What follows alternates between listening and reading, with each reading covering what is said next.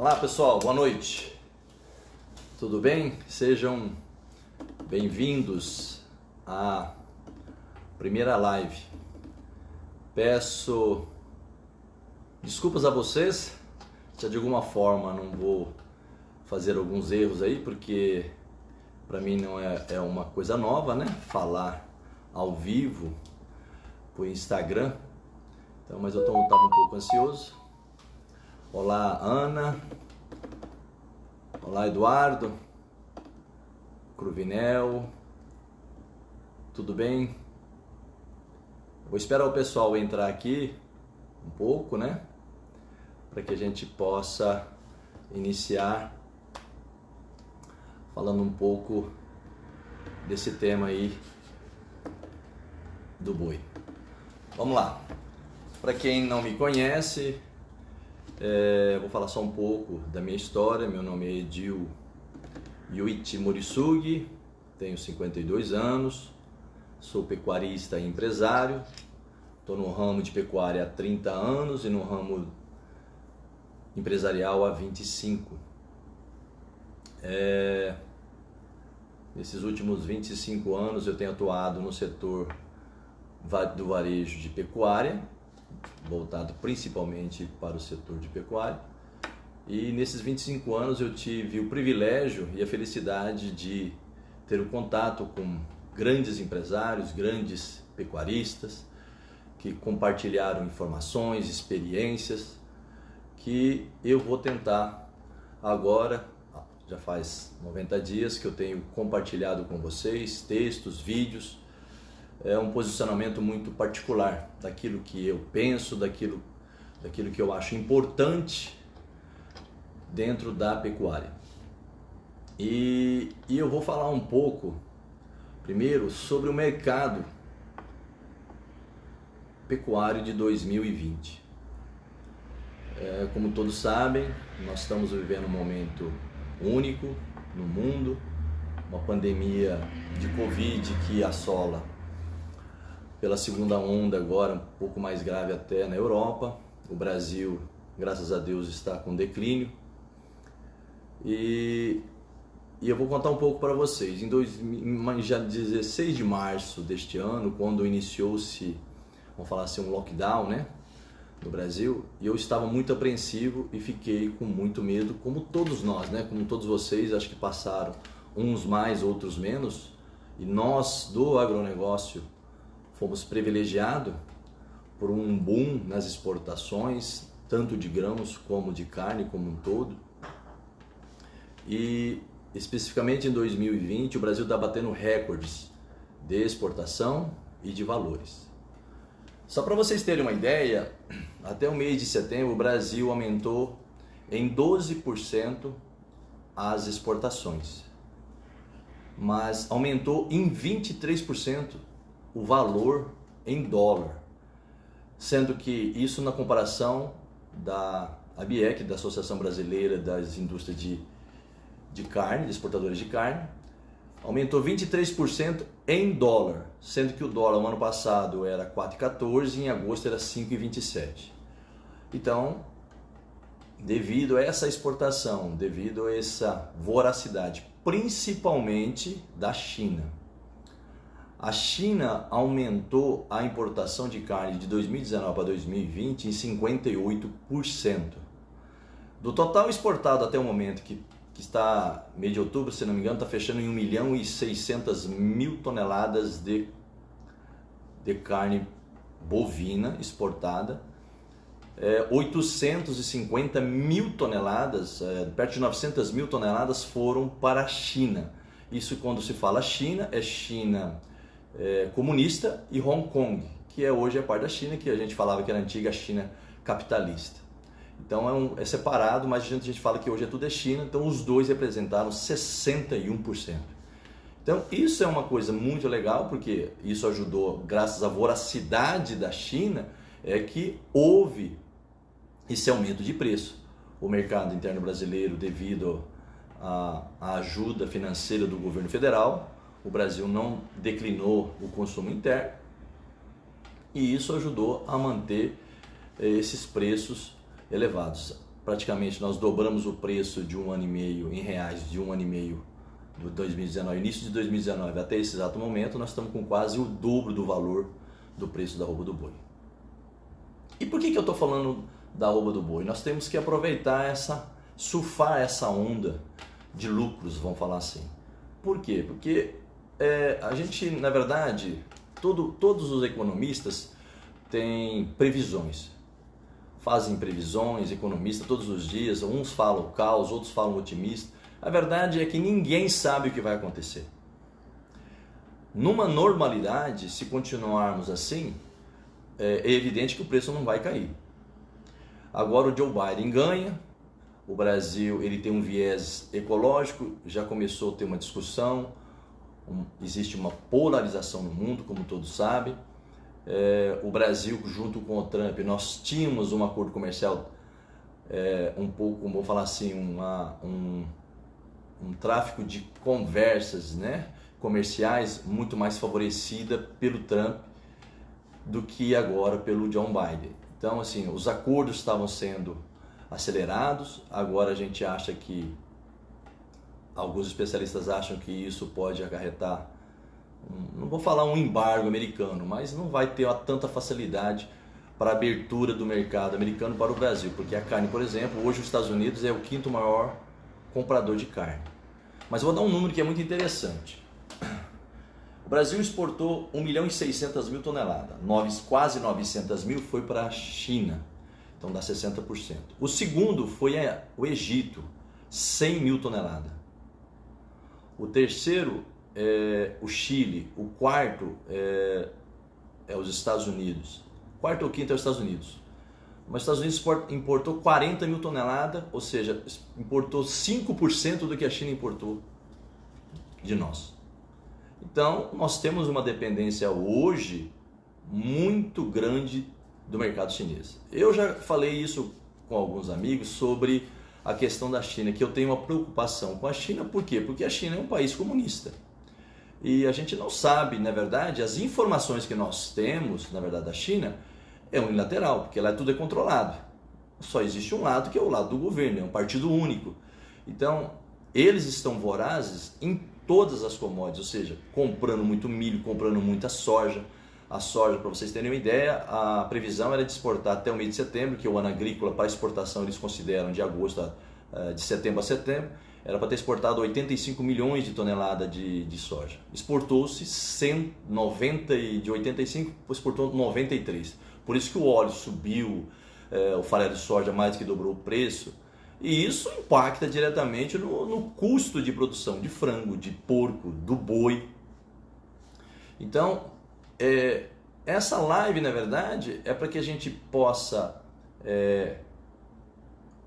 pensar com carinho e aproveitar o momento para colher esses frutos, esses lucros, para que a gente possa investir e estruturar as propriedades.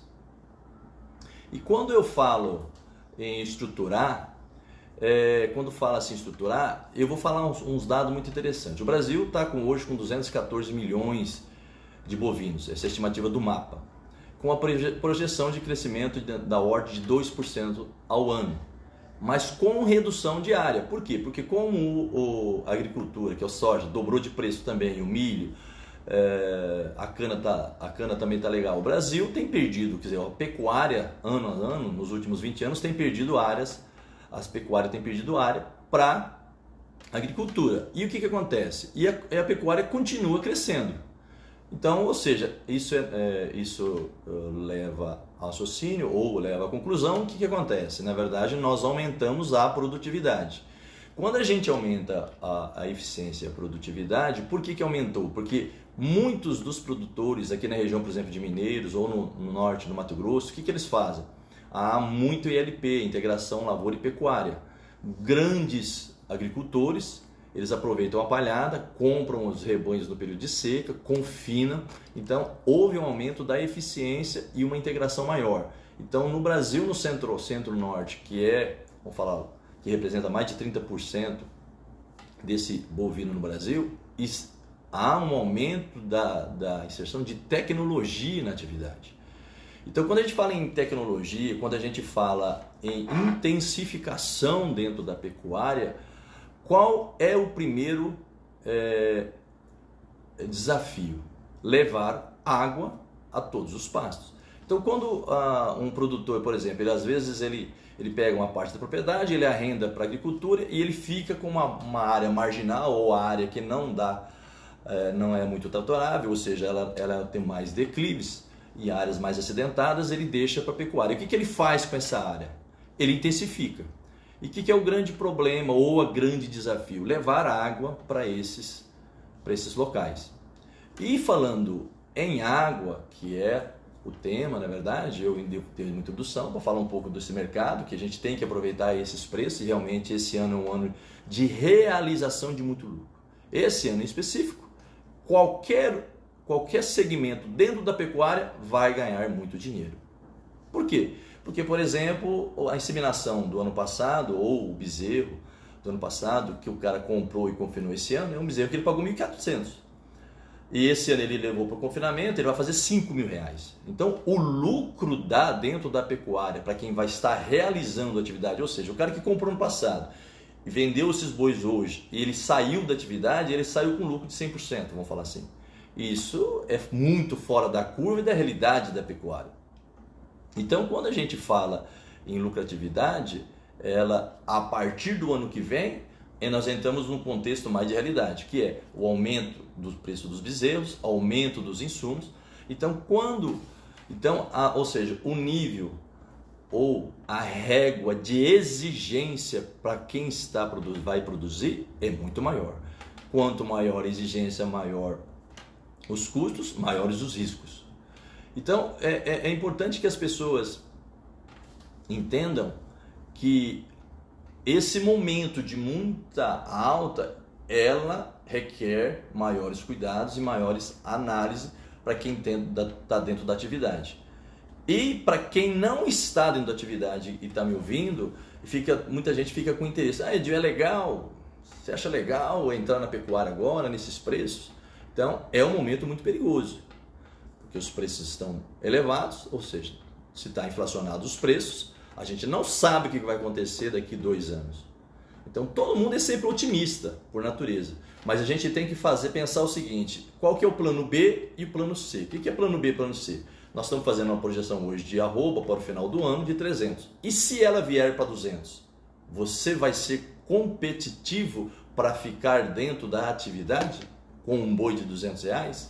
Então, o que é importante nesses momentos, na minha visão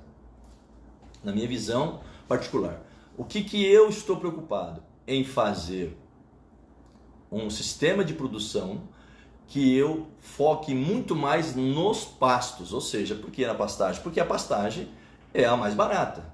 Então, se você não tem condição normalmente de pastagem boa, o que você faz? Você faz suplementação via proteinado ou ração.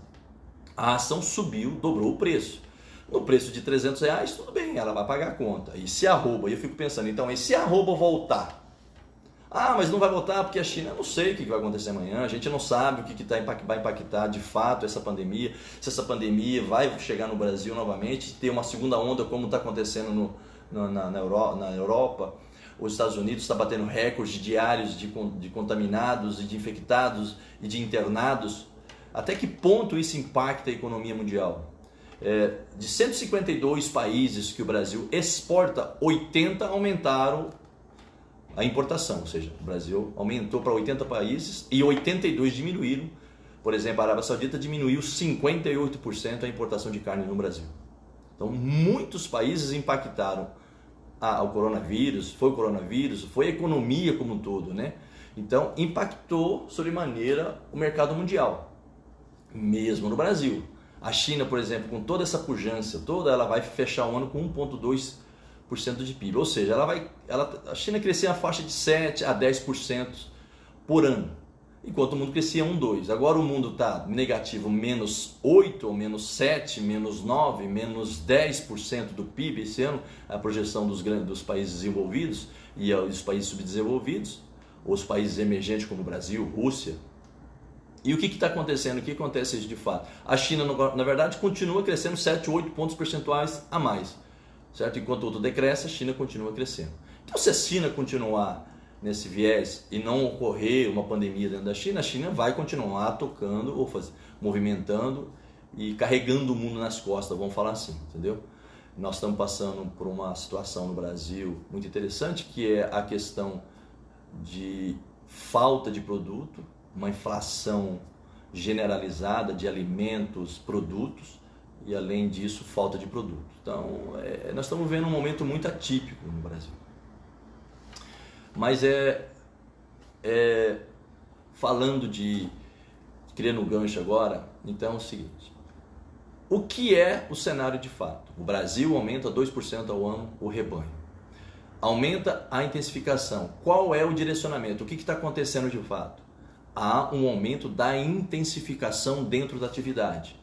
Quando se fala em intensificação, qual é o primeiro investimento dentro da propriedade? Água.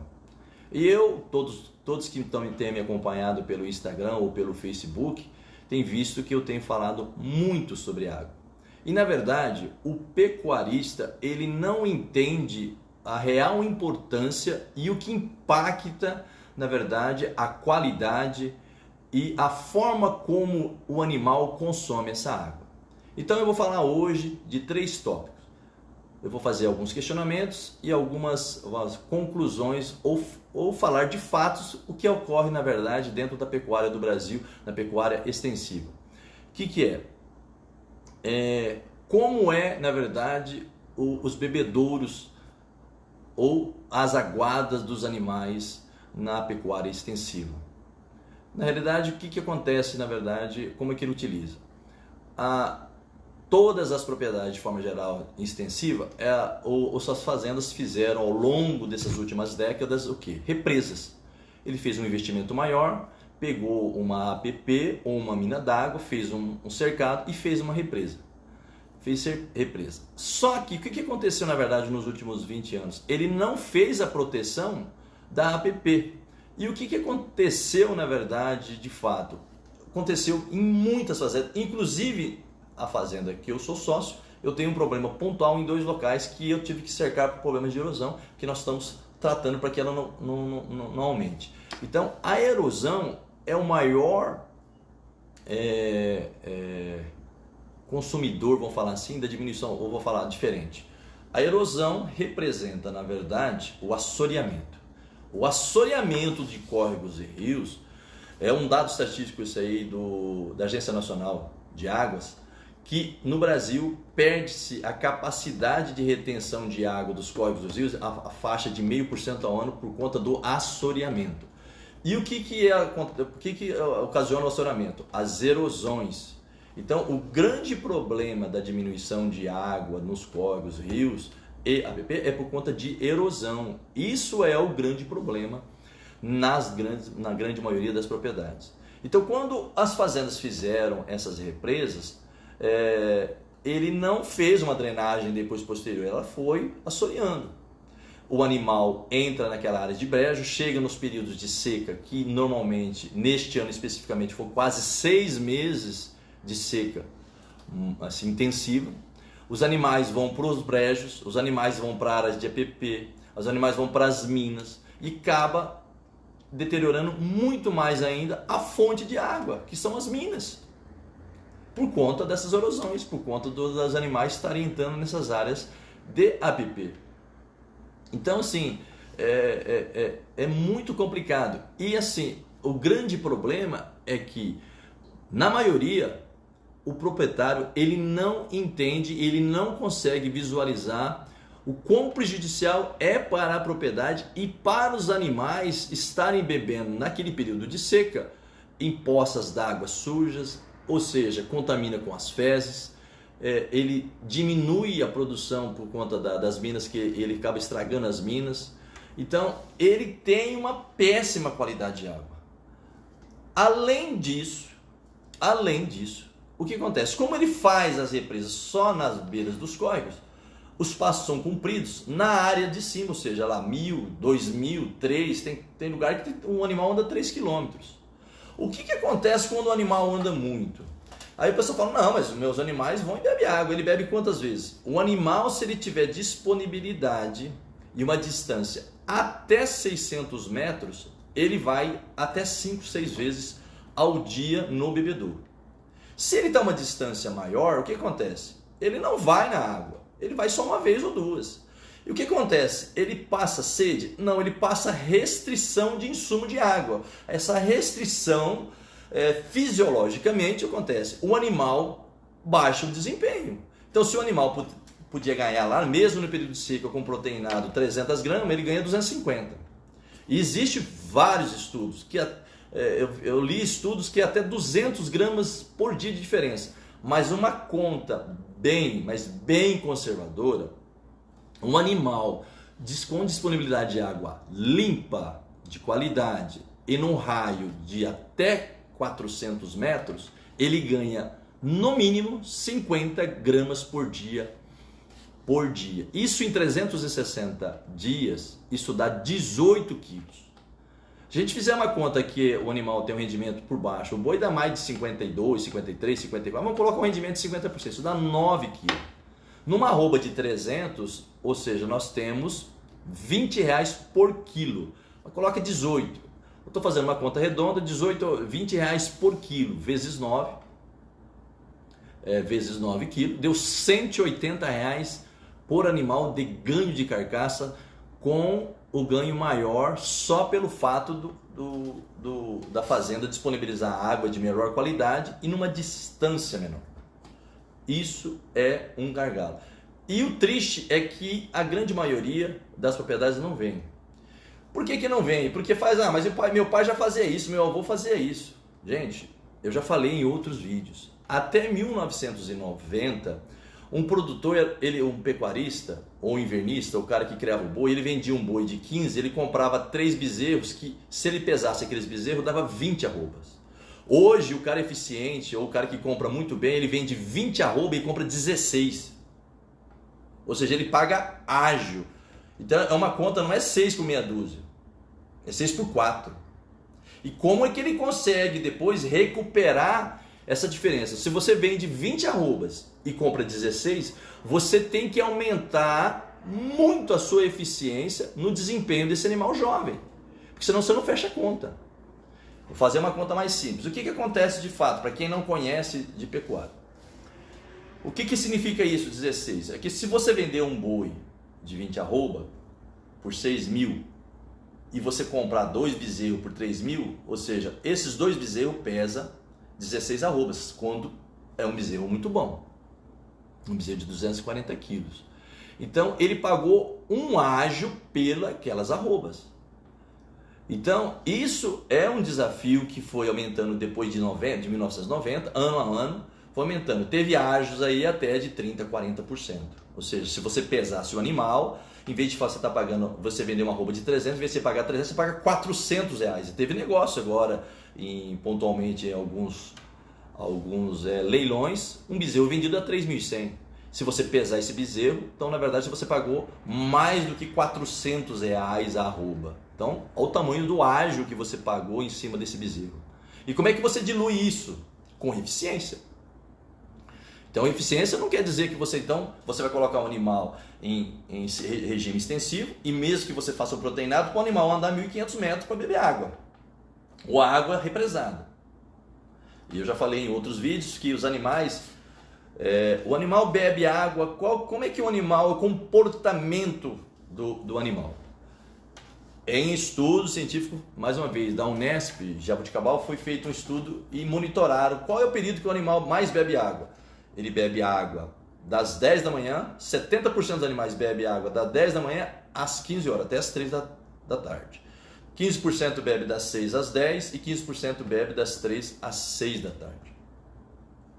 Então, se o animal bebe nesse período que dá 5 horas, os estudos de consultores falam o seguinte: você tem que ter água em disponibilidade, ou seja, uma vazão de reposição de água dentro dos bebedouros, principalmente em 5 horas você tem que repor essa água, porque é o período lá das 10 às 3 da tarde. E por que o animal bebe? Porque a água está mais morna normalmente.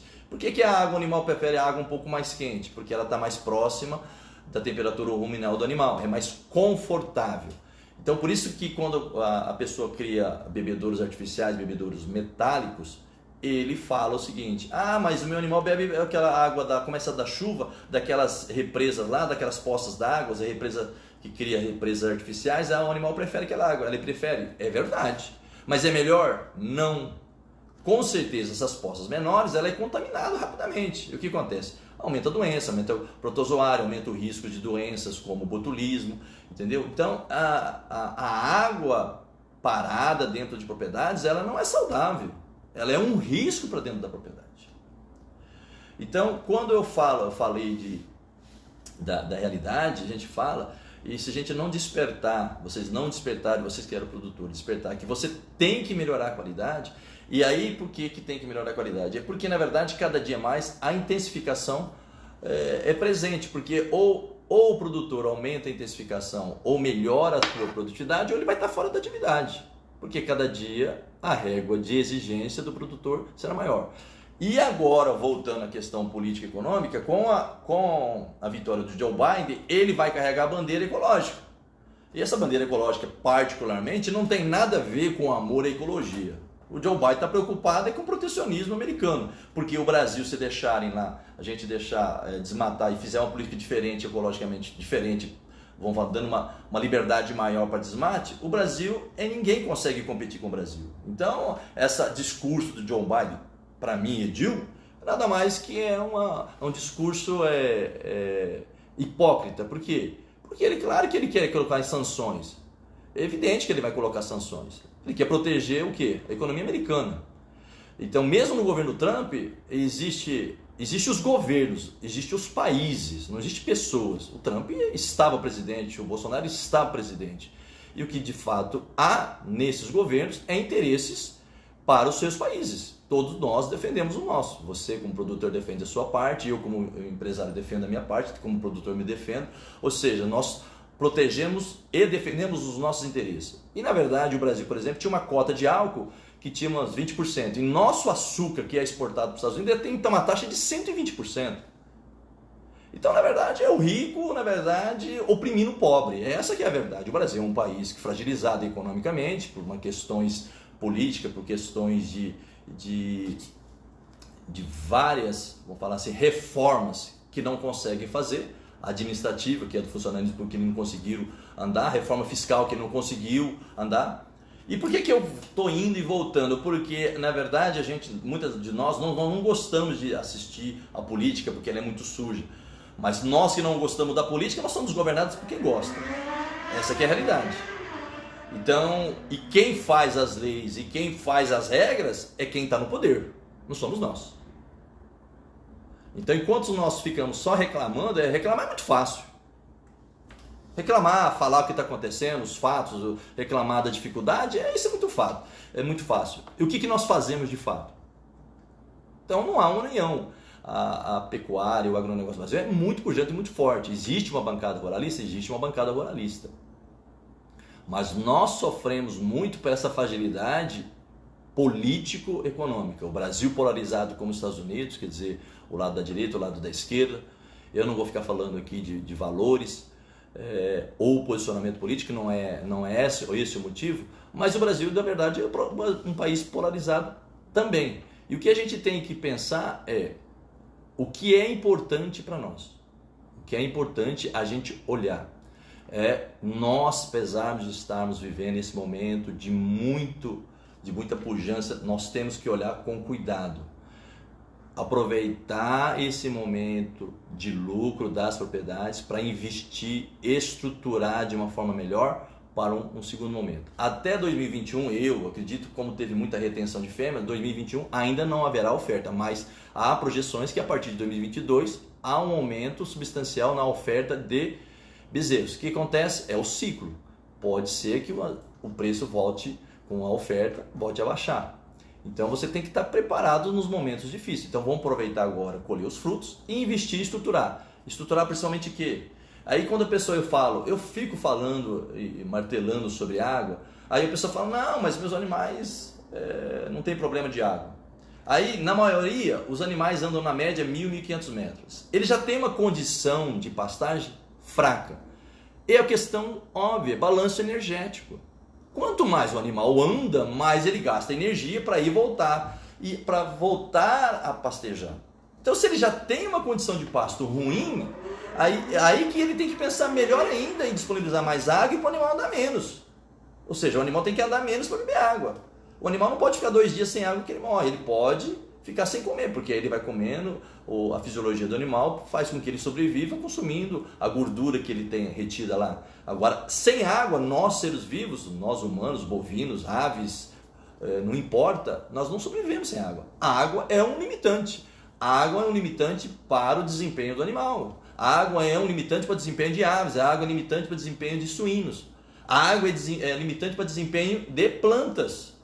Ou seja, estresse hídrico impacta diretamente no desempenho. Então, na soja, se ficar 10 dias sem chover, dá um estresse hídrico, a planta para de desenvolver, já impacta diretamente na produtividade. Agora, nesse momento, nesses últimos 10 dias, nós estamos vivendo aqui um problema de estresse hídrico, ou seja, está com o veranico, não está chovendo e já está previsto que muitas das propriedades terão que fazer replantio. Então, o estresse hídrico do boi, muitas das vezes o pecuarista não vê. Sabe por que não vê? Porque ele não mensura o volume de água, porque nós não colocamos, e deveríamos colocar. Inclusive, eu não tenho, por exemplo, hidrômetro. Mas eu tenho dois reservatórios de 250 ml. Era fácil, é só colocar um hidrômetro na saída e eu vou saber qual é o consumo de água diário. Em sabendo o consumo diário de água, eu divido aquilo por animais, eu estarei sabendo se os animais estão bebendo em quantidade suficiente para ter um desempenho ou suficiente para ele desempenhar de uma forma muito melhor do que se ele tivesse consumindo, por exemplo, o animal está consumindo lá 10% do peso vivo, se ele estiver consumindo 13% do peso vivo, com certeza ajudará num desempenho maior. Então, a água, estresse hídrico para qualquer ser vivo é limitante para desempenho. Isso que é a questão.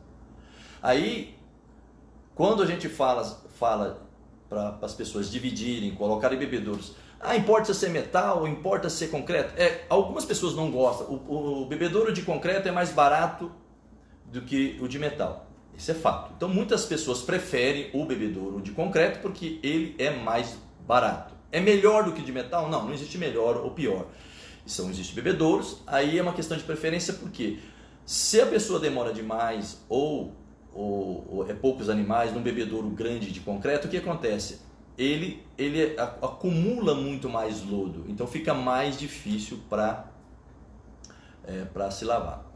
O que é importante as pessoas olharem quando fala em bebedouro? Muitas pessoas perguntam, eu vou colocar um bebedouro maior. É assim, eu prefiro bebedouros menores e oriento e recomendo sempre bebedouros menores. O que é um bebedouro menor? 1.500 litros para cada pasto ou para cada um rebanho. E como é que é feito esse cálculo para bebedouro? O cálculo de bebedouro é feito da seguinte forma. Mede-se a circunferência, o perímetro da borda do bebedouro. Tecnicamente, recomenda-se 3 cm linear por animal. O que é? 1.500 litros tem 6 metros de diâmetro, ou seja, dá para 200 animais. Eu utilizo o dobro, por uma questão de conforto, por uma questão de os animais. Às vezes eu tenho um lote que tem 3 categorias, então existe sempre uma dominância, então eu coloco sempre o dobro do recomendado, número de bebedouros. Eu coloco sempre, ao invés de colocar um bebedouro maior, eu coloco 2 menores. Por quê? Para facilitar, a gente utiliza proteinado, suja muito, então a gente tem que sempre estar lavando. É mais rápido e mais fácil para lavar um bebedouro menor do que o maior. Então eu sempre oriento a utilizar um bebedouro menor. Aí falei, qual é a vazão? Isso é um problema seríssimo e grave. O que aconteceu nos últimos aí, o que a gente tem na grande maioria das propriedades? Sistemas de roda d'água. Ele tem uma limitação normalmente, porque ele normalmente coloca um diâmetro de mangueira ou encanamento, e ele coloca menor porque ele fala assim, eu vou aumentar a pressão. Isso é fato. Quando você aumenta a pressão do sistema, muitas vezes você sobrecarrega, ou seja, você coloca uma pressão maior do que é indicado pelo fabricante. E é porque a pessoa não mensura isso, não coloca manômetro para medir a pressão da saída da bomba. Então normalmente fica enforcado, a gente fala o sistema. Então bombia-se muito menos água. Mas mais grave do que a questão de bombeamento é a distribuição. O cara tem um morro lá, ele manda um reservatório lá e fala, não, eu tenho 50 metros de desnível, qualquer mangueira, vou mandar uma mangueira menor que aumenta a pressão. Ele aumenta a pressão e estrangula, porque mesmo em declive a água, quando você vai abastecer um bebedouro, quando você diminui o diâmetro, você aumenta a pressão e diminui a vazão, porque a água, mesmo em declive, ela tem uma perca de carga, ou seja, ela tem um atrito dentro da tubulação, e esse atrito faz perder o volume pelo diâmetro. Quanto maior, menos pressão, mais vazão. Então, e qual que é o recomendado? Em sistemas intensificados, rotacionados, a recomendação é que o bebedouro esteja no raio de 250 metros, ou seja, os animais têm que estar a 250 metros da água. Menos que 250 metros, não há aumento de eficiência de ganho. Isso em relação à água. Então, quando você tem até 250 metros em sistema intensificado, qual é o volume de água de reabastecimento? Então você tem que ter pelo menos 1.000 litros de água por hora para cada 100 UA. Ou seja, 10 litros por animais. Por UA, porque 450 kg, que dá mais ou menos 11%. Então, é justamente fazendo aquela conta aqui das 10 às 3, que é o período que ele vai estar bebendo água dentro da área de manejo. Então, que ele possa realmente estar bebendo água em abundância, não faltando água de reabastecimento dentro dos bebedouros. Isso que é importante a pessoa fazer o cálculo, ou seja, olhar quantos bebedouros de fato, quanto de água está sendo reposto dentro daqueles bebedouros. E como é que você faz isso? É só medir. Pega uma vasilha com graduação e você mede e multiplica por 3.600, que é para saber quanto de água está sendo reabastecido. E isso as pessoas não param para olhar e observar. Eu vou contar só um fato muito interessante. No município de Alcinópolis tem uma propriedade e o filho pediu que eu fosse lá porque eles estavam fazendo investimento num reservatório de 100.000 litros, era 2.800 metros o ramal, com 63 metros de declive. Então era bastante declive. E ele achou no olhar dele que estava descendo, estava com pouca água dentro do bebedouro. É um bebedouro de concreto de 2.000 litros. E eu fui lá e fiz medir para ele, estava dando 420 litros por hora. Ele tinha mais de 100 vacas. Além da limitação da água, existia um limitante porque ele colocou o bebedouro de 2.000 litros debaixo da cerca, dividindo em 2 pastos. Quando eu media o perímetro daquela borda, daquele concreto, só deu para 42 vacas, ele estava com 100. Então ele estava com limitação de vazão de água. E qual era o problema? Eu falei assim, eu queria pelo menos 1.000 litros, Edil, já que tem pouca área, eu queria que eu viesse 1.000 litros. Como é que eu faço? Falar, é possível, se tiver, a gente tem que fazer o cálculo. Aí eu fui, medi, marquei com o GPS e fiz os cálculos. Quando eu fiz o cálculo, eram 3 bebedouros, precisava 1.000 litros. No primeiro, como estava próximo do reservatório e tinha uma tubulação maior de 50, deu 5.000 litros. Então sobrou, tirou 1.000 litros para o primeiro bebedouro, então teria pelo menos mais 2.000 litros. Como ele colocou uma mangueira de 1 polegada e a tubulação era muito longa, no final da tubulação de 2.800 só chegava a 1.100 litros. Então, ele não teve como aumentar a vazão de água para os bebedouros. Então, limitou-se a oferta de água para os animais. Ele fez um investimento alto em reservatório, já tinha acabado de instalar a mangueira e ficou com limitante. Ele só poderia aumentar para 550. Então, aumentava um pouquinho, de 420 para 550 litros. Então, ele estava com limitação de oferta de água para os animais. Então, isso é um problema recorrente na maioria das propriedades. Limitação na oferta e volume de água para os animais, seja em bebedouros. Por quê? Porque fala, não, mas eu tenho muita represa. Mas ele esquece que, na maioria das vezes, a qualidade da água da represa não é boa e as distâncias são muito distantes. No mínimo 1.100, 1.200, 1.500 metros aí, dos bebedouros. Como está muito longe, fica no morro, ele não faz investimento, por exemplo, em bombeamento. E fala em bombeamento, tem bombeamento por roda d'água. E o que aconteceu esse ano? Muitos córregos secaram. Então parou de rodar a roda d'água. Como é que se faz nesse caso? Ou você faz um poço artesiano no ponto mais alto e instala um sistema de bombeamento solar que hoje está viável economicamente. Até 4, 5 anos atrás era um equipamento muito caro. Mas hoje, em sistemas de bombeamento solar, nós temos sistemas que bombeiam até 200 mil litros d'água por dia e bombeia até uma altura manométrica de 200 metros de altura. Então, existe sistema muito eficiente e com volume de água para abastecer 200 mil litros de água por dia para 4 mil animais. Então, existe muitos equipamentos eficientes hoje para poder fornecer água para propriedades independente do tamanho da propriedade. Ok? A Celso Veiga está ali online conosco. O Celso chegou agora. Celso é de São Paulo, capital. A Lu, a esteticista aqui de Mineiros, está participando com a gente. Quero falar um alô. Quero aproveitar aqui, ó, agora são 8h40.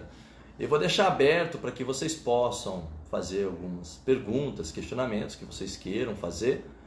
E eu não vou falar para vocês que eu vou saber tudo, mas o que eu souber e o que eu não souber eu vou pedir pontualmente um tempo para que eu pesquise e possa dar uma explicação, uma orientação. Então eu vou abrir para vocês. Eu quero agradecer aí as pessoas que entraram, algumas entraram e já saíram. E eu quero agradecer a participação de todos aí. O Igor Gerzoni, que é o meu fornecedor de sistema de bombeamento solar da Tonha, obrigado por estar participando. Newton. Então eu vou deixar aberto aqui para vocês. Se quiserem fazer alguma pergunta, eu vou aguardar vocês para fazer algumas perguntas e vou aproveitar para vocês, dizer para vocês que na semana que vem provavelmente eu faria uma live e o tema provavelmente eu vou falar um pouco sobre sucessão e herdeiro.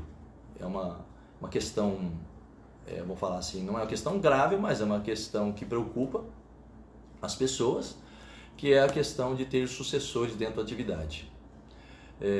E vou continuar falando mais alguma coisa sobre dimensionamento de água, que é uma coisa que eu vou talvez vou tentar fazer de uma forma um pouco mais didática para vocês entenderem qual é o desafio. Vou fazer Beto Pérez. O Beto Pérez fez uma pergunta política aqui. O Beto Pérez perguntou: você já dá por finalizada a eleição americana? Olha, Beto, na verdade, oficialmente ainda a eleição não terminou. Existe uma judicialização da questão da eleição americana, mas até onde eu li, é muito frágil os questionamentos jurídicos. Então, eu particularmente não acredito que haverá uma virada de mesa ou uma questão que não seja do John Biden elevar essa eleição, mesmo porque o número de delegados que ele ganhou, por ele ter ganho na Pensilvânia e ganho em Nevada, então ele ganhou em alguns estados que, se ele tivesse lá uma projeção lá 2, 3 votos a mais de delegados, até poderia, mas do jeito que foi ganho, eu não acredito que vá virar essa mesa. Eu acho que vai demorar um pouco mais, porque o Trump vai judicializar, ou seja, vai entrar com alguns recursos. Então, oficialmente, aí, acho que só no final do mês de novembro, ou no começo do mês de dezembro, que vá realmente se efetivar aí, bater o martelo, vamos falar assim. Então, eu acredito sim na judicialização, mas não acredito que consiga virar. O Igor fez uma pergunta: como se calcula ideia de retorno do investimento do sistema de bombeamento solar? Igor, essa é uma boa ideia. Eu estava até fazendo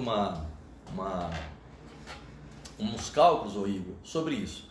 Igor, depende muito. Eu acho que é uma escala de proporção, tá, Igor?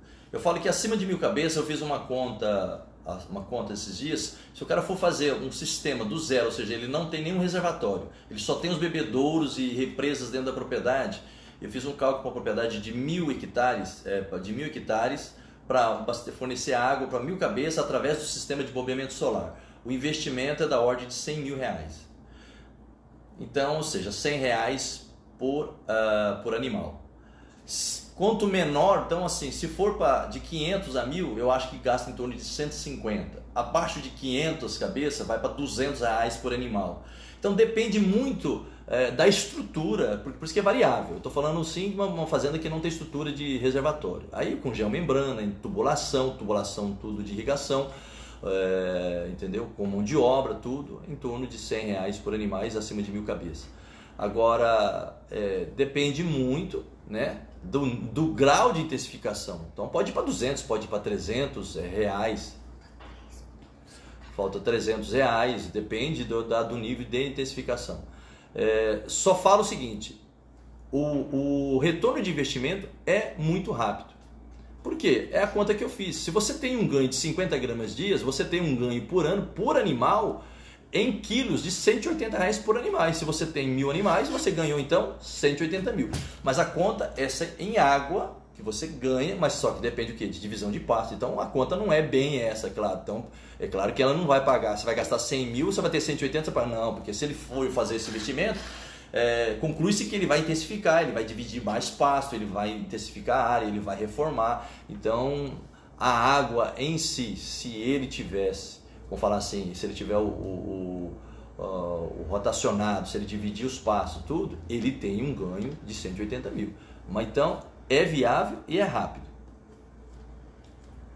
Porque Denise, 9 horas agora. Não, a Denise está me chamando aqui a atenção que a live termina em 3 minutos, mas é porque na verdade a gente tem um limite dentro do Instagram e eu quero deixar gravado essa live, então, para que depois eu possa estar publicando lá, talvez no canal do YouTube, que em breve a gente vai estar lançando no canal do YouTube, que tem um material, para quem não sabe, todos esses vídeos que foram publicados até o momento, que eu não sei quantos, mais de 70 publicações, uns 30 vídeos, esses vídeos ele foi editado. Então os vídeos no início eram de 1 minuto, agora está na faixa de 2 minutos, e os vídeos na íntegra são perto de 6 horas de gravações. Então eu vou disponibilizar os principais vídeos no canal do YouTube a partir do mês que vem. O Igor está falando um pouco da Casa da Lavoura. Bom, para quem não sabe, eu sou sócio proprietário da Casa da Lavoura, que está situada aqui em Mineiros, Goiás. E este ano, faz 7 anos que eu conheço os sistemas de bombeamento solar, e este ano nós iniciamos o projeto junto com o Igor Guerzoni, que é o sócio proprietário lá da Tonha, que é um importador direto da China. Nós começamos a instalar e executar os projetos, mas mais importante do que a instalação, nós da Casa da Lavoura, nós temos um conhecimento para ir até a propriedade, nós fazermos o levantamento da necessidade junto com o produtor, da necessidade do volume de água, fazemos as divisões, fazemos um projeto de volume de bombeamento, de distribuição, a necessidade dos bebedouros, qual bebedouro, em que posicionamento. Então a gente faz um projeto completo de água, seja por sistemas de bombeamento solar, seja por sistema de bombeamento elétrico, ou turbo-roda, ou roda d'água, dependendo da disponibilidade do volume e da forma como é fornecida ou que tem a água dentro da propriedade. É dessa forma que a gente faz e vai até a propriedade, e a gente faz isso com muito profissionalismo e com muito conhecimento, modéstia à parte, ok? Então eu quero agradecer a cada um que participou aqui hoje da minha primeira live, espero ter sido claro, peço desculpa talvez se teve algum erro aí, ou eu fui um pouco confuso, mas na medida do possível eu tentei ser o mais didático possível, tá? Tenham todos uma ótima noite aí, muito obrigado pela paciência, por terem participado, e até a próxima quinta, se Deus quiser. Forte abraço a todos, ok?